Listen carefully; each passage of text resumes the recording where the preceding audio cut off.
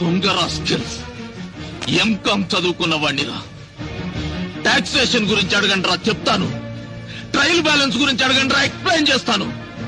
అంతేగాని హైదరాబాద్ లో సముద్రం ఎందుకు లేదు, జయలలిత గారికి పెళ్లెందుకు కాలేదు, చంద్రబాబు నాయుడు గారికి గడ్డ ఉంటే బాగుంటాడా లేకుంటే బాగుంటాడా, ఇవి కాదురా అడగాల్సింది.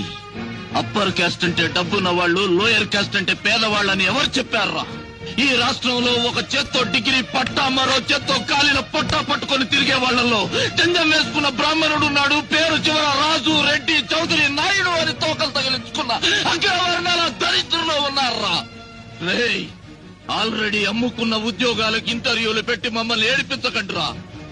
ఉద్యోగం వస్తుందన్న ఆశతో ఈ బట్టల ఇస్త్రీకి 3 రూపాయలు, బచ్చాజీకి 5 రూపాయలు, అప్లికేషన్ కి 10 రూపాయలు అప్పు చేసి ఇంటర్వ్యూకి వస్తారా? అంబేద్కర్ గారు ఎప్పుడో చచ్చిపోయి బతికిపోయారా? బతికుంటే మాత్రం ఆకలేసే